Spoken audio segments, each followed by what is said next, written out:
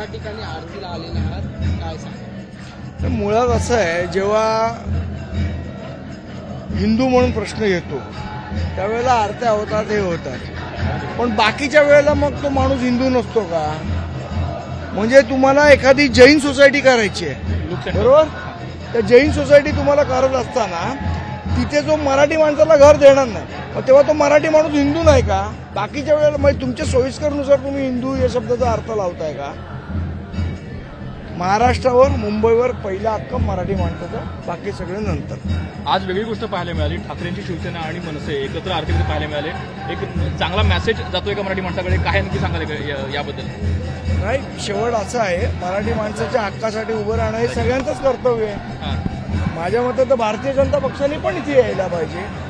शिवसेना उभाटांनी आलेलेच आहेत, शिंदे आहेत, सगळ्या मराठी माणसासाठी सगळ्यांनी एकत्र आले पाहिजे. सर, वेळोवेळी ज्या वेळेस मंदिराचे मुद्दे असतात त्यावेळी दिसणारी माणसं वेगळे असतात आणि नंतर मग श्रेयवादाचा मुद्दा वेगळा होतो. आम्ही कुठले श्रेय घ्यायला नाही आलो, आम्ही आरती करायला. सर, आणखी एक महत्त्वाचा मुद्दा आहे की बाळा नांदगावकरांनी एक पत्र दिलेलं आहे, आज मोशन वगैरे दिलं, मनसेकडूनच ते पत्र दिलेलं आहे आणि 100 कोटींच्या निविदा काढण्यात आलेल्या आहेत, मोठी नदीचा गाळ काढला, पण या निविदा एकाच कंत्राटदाराला देण्यात येणार आहे, त्याच्या 4-5 वेगवेगळ्या कंपन्या.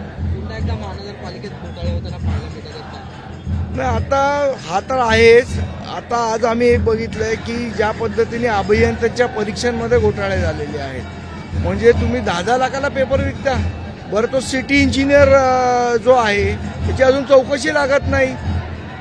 या सगळ्या गोष्टींचा पाठपुरावा आम्ही करतोय आणि आम्ही निश्चितपणे याचा जे कोण दोषी आहे ते अधिकाऱ्यांवर कारवाई करायला लावू. नसल्यामुळे सतत महापालिकेत असे काही प्रकरण घडताना पाहिजे. लोकप्रतिनिधी होते तेव्हा पण भ्रष्टाचार करायचे आणि आता लोकप्रतिनिधी नाहीत तेव्हा तर अजून जोमानी करतायत. आणखी एक स्थानिकांनी महत्त्वाचा मुद्दा आम्हाला सांगितला की ते स्थानिक आमदारांकडून कुठल्याही सुविधा ज्या त्या मंदिरात देण्यात आलेल्या नाही. आता याचं उत्तर तुम्ही स्थानिक आमदार आता येत आहेत त्यांना विचारा.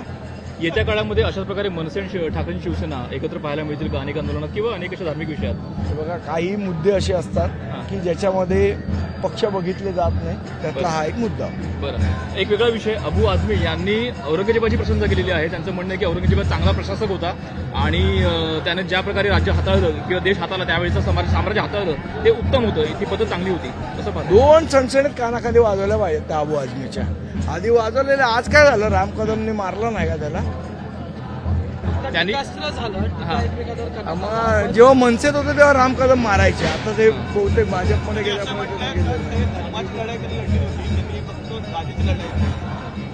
आणि ते सेक्युलर होते, औरंगजेब हे सेक्युलर होते. कोण म्हणाला? अबू आझमी अभ्यास नाही केला त्यामुळे प्रॉब्लेम आहे त्यांचा, इतिहास नाही शिकले. संदीपजी, विधानसभेचे अध्यक्ष राहुल नार्वेकर या मंदिराच्या पालखीचे मानकरी आहेत, तरी देखील ही अशी अवस्था का होते? पण हा प्रश्न राहुल नार्वेकरांना विचारला पाहिजे ना. राहुल नार्वेकरांचा प्रश्न तुम्ही मला कसे विचारताय?